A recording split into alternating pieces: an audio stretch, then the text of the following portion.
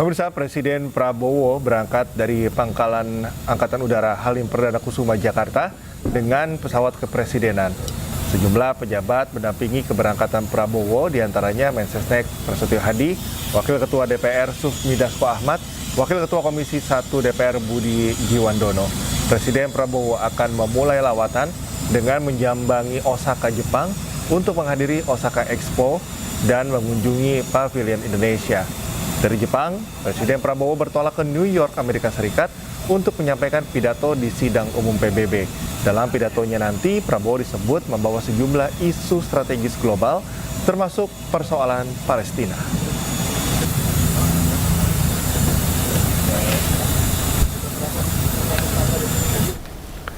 Presiden Prabowo Subianto resmi melakukan reshuffle Kabinet Merah Putih Jilid 3 di Istana Negara pada Rabu 17 September 2025.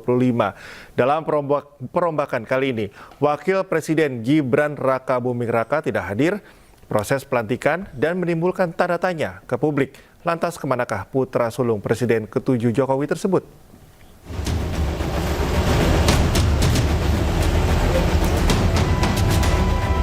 Presiden ke-7 Joko Widodo menanggapi absennya Wakil Presiden RI Gibran Rakabuming Raka dalam acara pelantikan reshuffle Kabinet Merah Putih Jilid 3 di Istana Negara Rabu 17 September 2025.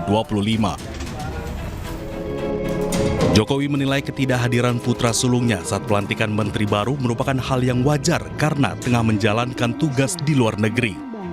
Jokowi menegaskan bahwa reshuffle Kabinet Merah Putih sepenuhnya merupakan kewenangan Presiden Prabowo Subianto. Wapres kemarin kan baru kunjungan ke Papua Nugini. Dan yang namanya reshuffle itu adalah kewenangan penuh Presiden. Hak prerogatif Presiden menurut konstitusi kita. Sebelumnya, sejumlah pejabat dilantik menjadi menteri oleh Presiden Prabowo Subianto, namun Wakil Presiden Gibran Rakabuming Raka tidak hadir dalam reshuffle Kabinet Merah Putih tersebut. Dari Solo, Jawa Tengah, Septiantoro, iNews melaporkan. Pemirsa, Presiden ke-7 RI Joko Widodo akui perintahkan relawan Bara JP untuk mendukung pemerintahan Prabowo Gibran 2 periode. Disinggung apakah Prabowo Gibran akan kembali maju pada Pilpres 2029, Jokowi enggan menjawab.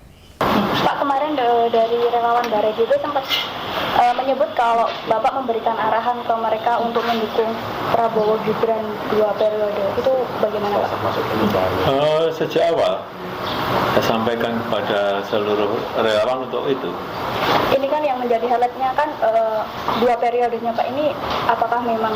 Ya, memang sejak awal saya perintahkan seperti itu untuk mendukung pemerintahan Pak Presiden Prabowo Gibran 2 periode. Berarti nanti di 2029 Pak Prabowo dan Mas Gibran akan maju lagi? Saya sampaikan itu ke relawan. Berarti Bapak juga mendukung untuk 2 periode, Pak? Saya sampaikan itu ke relawan. Pak, karena ada yang bertanya mereka. Erick Thohir tak kuasa menahan tangis saat melakukan perpisahan dengan karyawan Kementerian BUMN. Presiden Prabowo Subianto menggeser Erick Thohir dari Menteri BUMN menjadi Menteri Pemuda dan Olahraga. Dengan segala kerendahan hati, selama 6 tahun saya di sini, saya mohon maaf. Mohon maaf kalau ada kata-kata saya yang salah. Kalau ada sikap saya salah.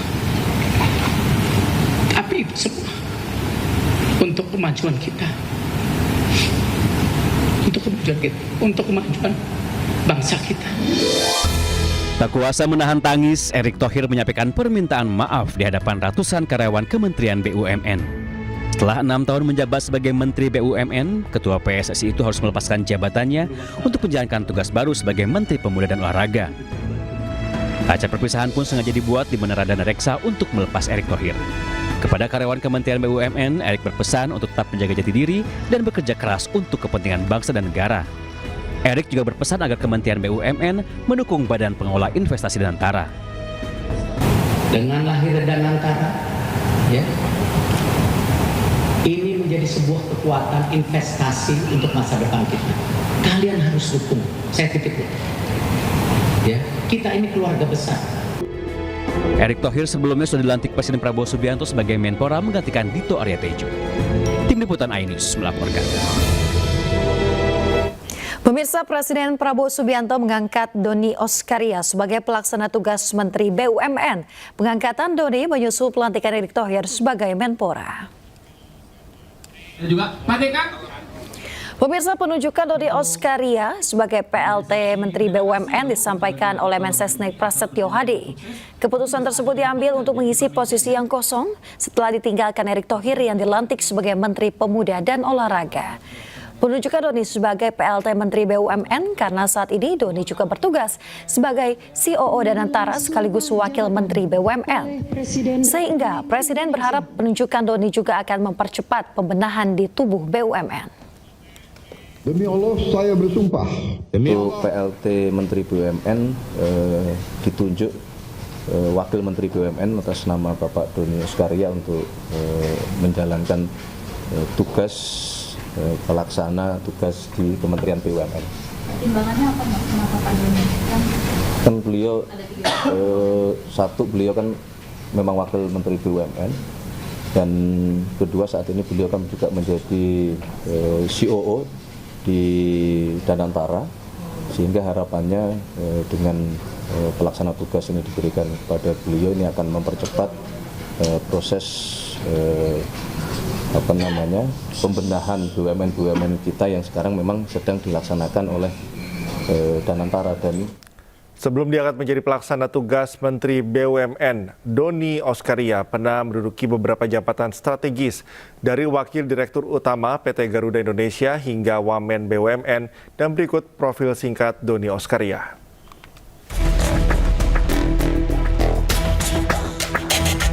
Doni Oskaria lahir di Sumatera Barat 26 September 1969. Tahun ini usianya tepat 56 tahun. Sebelum diangkat menjadi PLT Menteri BUMN, Doni menjabat sebagai Wamen BUMN periode 2024-2025. Ia juga pernah menjabat sebagai Direktur Utama InJourney periode 2020 hingga 2024. Doni juga pernah menduduki jabatan sebagai CEO Hospitality and Entertainment City Corp, Komisaris PT Garuda Indonesia, Persero Tbk, dan anggota Komite Ekonomi dan Industri atau KAIN. Doni juga tercatat pernah menjadi Wakil Direktur Utama PT Garuda Indonesia. Doni mengenyam pendidikan di jurusan Hubungan Internasional di Universitas Pajajaran dan Asian Institute of Management di Filipina.